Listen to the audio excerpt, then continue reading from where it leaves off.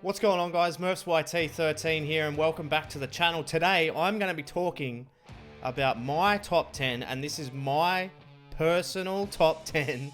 I'm not saying that this is the be-all end-all. I'm not saying that these are definitively the best 10 wrestlers of all time, but it's my own personal top 10 wrestlers ever. So guys who have shaped the way I've watched wrestling, the reason I watched wrestling, the reason I got back into wrestling, the reason I've stayed watching professional wrestling, all surrounds these 10 guys. We're going to start with number 10. And number 10 is Mick Foley. That's right, Mrs. Foley's baby boy. I've actually had the pleasure of meeting Mick Foley in person. I haven't met that many wrestlers in my life, but Mick is one of them.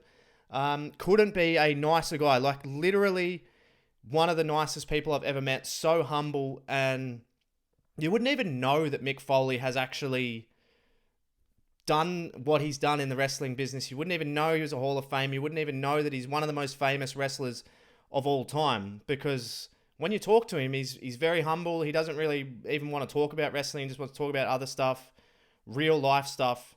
And Mick Foley, when I was growing up, I obviously loved Mankind, because for those of you who don't know, I grew up watching the Attitude Era. So this top 10 is going to be pretty Attitude Era heavy, because I don't see that many performers these days that really capture what the guys did when I was younger. And that could have a lot to do with how old I was. You know, I was a kid, and wrestling was the biggest thing in the world at the time. When I was a kid, Mankind was the one. You know, Mankind was the guy who you were kind of scared of, but he made you love him. At the same time, he was the underdog, but he was also like maniacal enough to be like a top guy, and he had the X factor. You didn't know what it was about Mankind, particularly when I was younger. I didn't really know what I liked about him, but I knew I liked him. He really shaped why I would tune in every week. He was a guy that I was really interested in seeing every single week. Mankind, Mick Foley, Dude Love, Cactus Jack, whatever you want to call him, comes in at number 10. Number 9. Now, this one is probably a little low for what I would expect some of your lists to be. Number 9 for me is The Undertaker. The Undertaker is a guy who was quite often the rival of some of my favorites, which may give away some of the guys that are coming later on in the list. But The Undertaker, I wasn't a real big Undertaker guy early on. I kind of looked at him and I thought, he's okay. I mean, I get it, but he wasn't really a guy that I would be tuning in 100% to see. He wasn't the reason I was watching, if that makes sense. But he was always there, and he was always an integral part. The reason I was considering leaving The Undertaker out, to be honest, but the reason he's not 10 and he's at number 9 is probably due to later in his career, when I was a little bit older and I could appreciate him more. I could appreciate what he does in the ring, the way he talks on the mic, and the legacy that he's left. And I think the reason he creeps into number 9 for me is because of his matches later on at WrestleMania with the likes of Shawn Michaels and Triple H. The Triple H match in Hell in a Cell with Shawn Michaels as the special guest referee is probably one of my favorite matches. The Sweet Chin music into the pedigree is probably the loudest pop I've ever heard, and the loudest I've ever popped for a 2.9 in my life. I thought, yep, that's it, 100%, dead to rights. Undertaker's streak is over. And when he kicked out, the crowd and everybody just went absolutely berserk. I think that's one of the biggest things that I remember about The Undertaker, and he's had that many unbelievable moments that it's really hard to leave him out of a top 10. He was never the guy that I tuned in for, but he became that guy the older I got and the more I could appreciate him. So now, at number 8, this one might surprise a few people and might get a few people talking, but number 8 for me is Rob Van Dam. Now, again, to have Rob Van Dam over The Undertaker and Mick Foley is probably very surprising for a lot of people, but at the height of Rob Van Dam's run, I don't think there was any wrestler that I was more obsessed with than Rob Van Dam. I would actually literally like draw variations of RVD while I was at school. And he captured me in a way because I'd never seen anybody do anything like Rob Van Dam had done before. I loved, obviously, the thumb gesture because that was the big thing. I would do that along with him every single time without fail. And he's, again, it's another sort of, it's going to be a trend on this list. He made me drop everything I was doing and watch. And every time you would hear his music, you'd get excited because you're like, oh man, something cool's going to happen here. Rob Van Dam's going to do something crazy. And he really captured me in a way that he made me want to jump up off the couch and throw roundhouse kicks and throw chairs into people's faces and stuff. He was doing things that I'd never seen before at the time. And at the height of his run, he was undoubtedly my favorite wrestler of all time. In that moment. Now, obviously, looking retrospectively, he's number 8, but in that period where he was on top and he was on Raw and he was having those unbelievable hardcore matches and the matches with Jeff Hardy and all that, Rob Van Dam was undoubtedly my favorite wrestler of his era. And there's no one else ever going to be like Rob Van Dam in the history of the business. And I think it's kind of weird to put him above Undertaker and Mick, but at the time, man, he was my favorite wrestler. He captured me a lot more than the Undertaker did, and the Undertaker was around at that time as well. And Rob Van Dam was my guy, man. He was my guy. So number 7 is an eye roller for a lot of people, and a guy that probably might surprise you again. I don't know, but it's CM Punk at number 7. Now, this one for me is, again, along the lines of a guy who would literally make me drop everything and watch what he was doing. Around about 2009, 2010, I got out of wrestling entirely. I moved to the UK. I kind of had other priorities. I was sort of like, I think I'm getting over the whole wrestling thing. And CM Punk single-handedly brought me back in with his run with John Cena towards Money in the Bank. It made me realize that wrestling had changed. It wasn't so much character-based, and it appealed to me more at my age bracket than it did previously. And CM Punk was a huge part of that. That whole run with John Cena, I'm not kidding you. Had that have not happened, I probably wouldn't be sitting here today because I would have maybe never even gone back to wrestling ever again. He was the first guy that kind of stood out to me as a guy that was going to just cut clear of the pack and really grab professional wrestling by the scruff of the throat and take it by storm. And still, to this day, people chant his name all over arenas. And there's a reason for that. He made a massive impact. And that's why CM Punk, for me, is at number 7. Next up, at number 6, probably the best in-ring performer I've ever seen, Kurt Angle. Kurt Angle, quite simply, is one of the greatest performers we've ever seen in the WWE. I think most people would probably agree with me on that.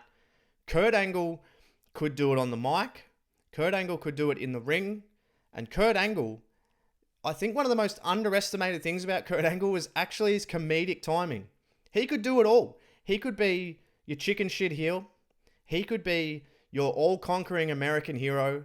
And he could also be the undeniable wrestling machine. He literally changed the way a lot of people looked at wrestling. I believe Kurt Angle brought a legitimacy coming from the Olympics. I had no idea who he was before he came to the WWE/F. When he came in, I was like, oh, this guy, I've never heard of this guy. Who could he possibly be? He came in and, I mean, it's well documented how quickly Kurt Angle picked up, wrestling and all of that sort of thing. It was in his blood. It was just a natural progression for him. But when he came in, not only did he pick up the craft quickly, he got over incredibly quickly.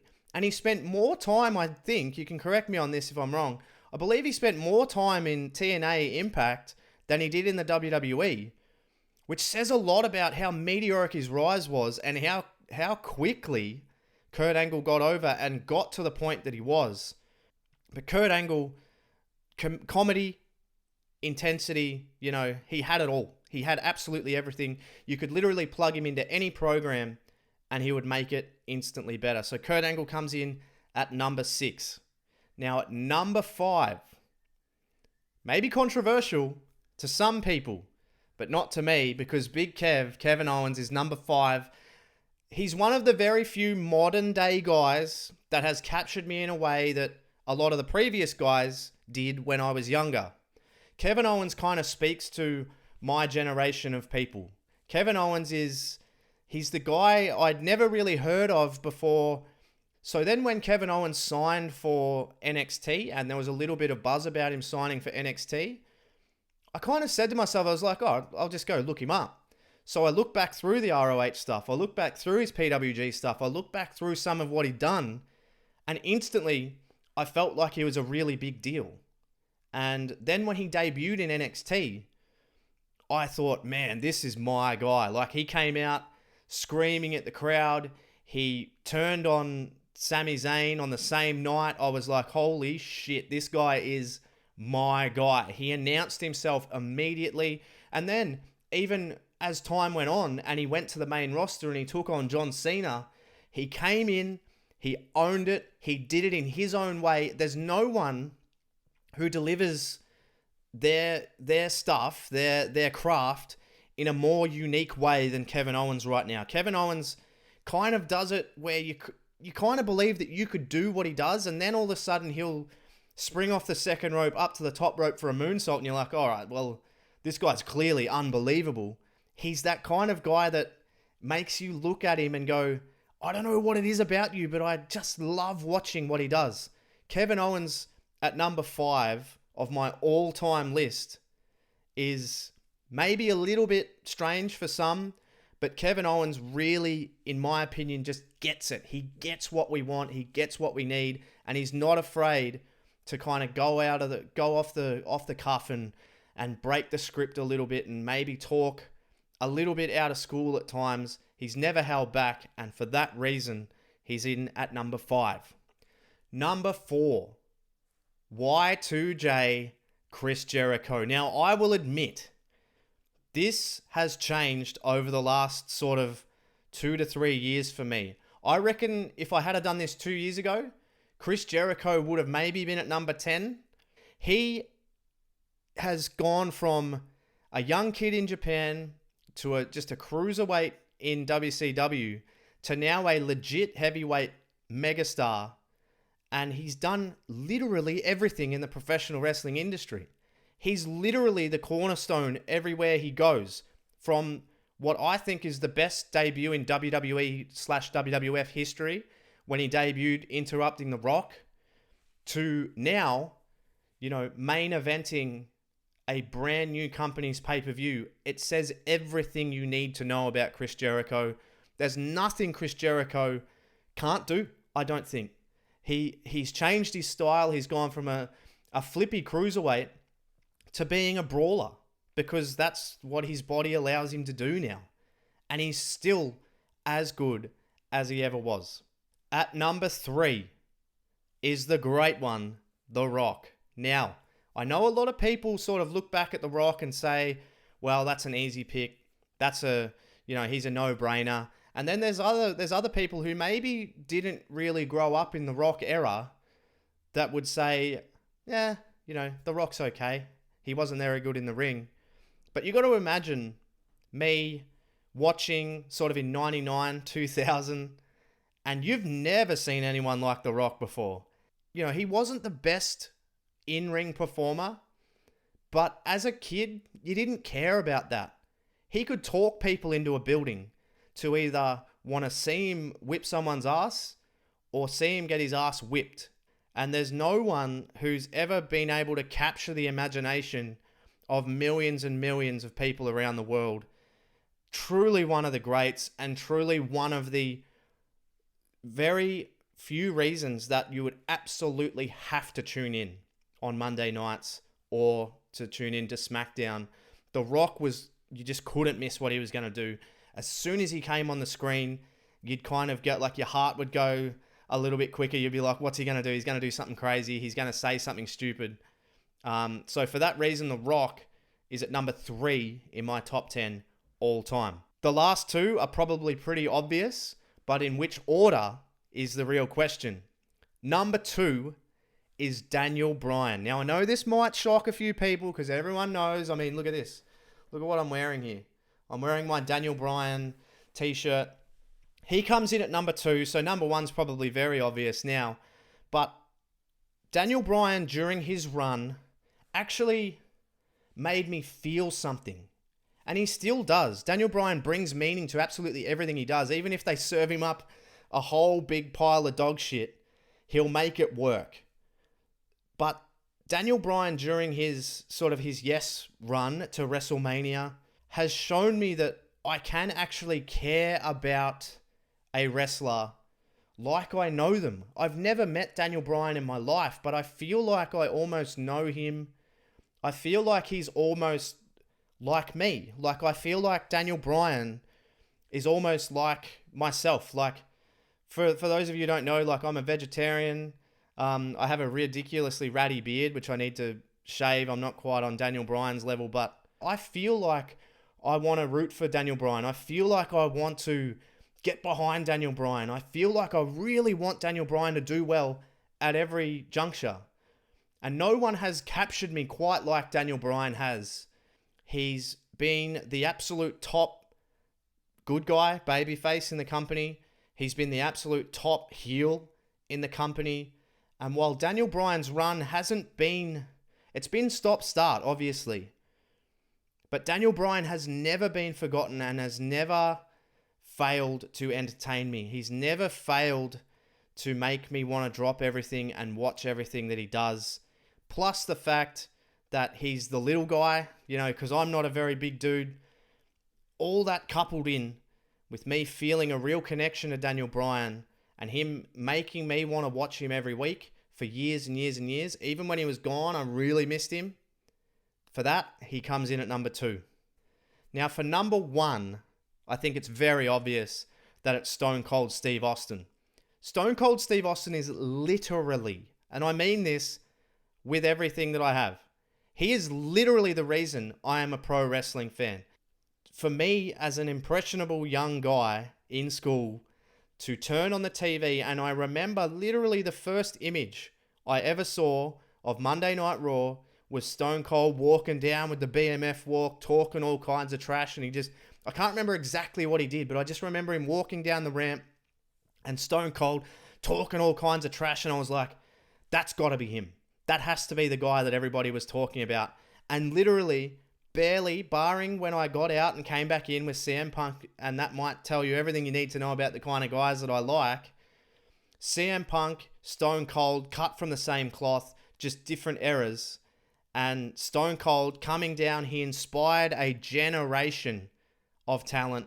His run was short, but when he was on top, there was no one could touch Stone Cold. He was unreal in the ring. He was a bit of a brawler after he broke his neck, but he could still do some technical wrestling. I saw him in a match on Monday Night Raw against Chris Benoit. And he and Chris Benoit put on an absolute wrestling clinic because Stone Cold, it was one of the most underrated things about him. He could go in the ring, man. He was a really, really good wrestler. Could talk people into the building. I had about 10 Stone Cold shirts. He is the reason I got into wrestling. He is my clear-cut number 1. And even when he shows up today, he is still the best thing on the show. And that tells you everything you need to know about Stone Cold. He's special. He'll always be special. And Stone Cold will always be my number 1. I've got some honorable mentions before we wrap this up too, guys. Triple H and Shawn Michaels, probably pretty stiff not to make it into this.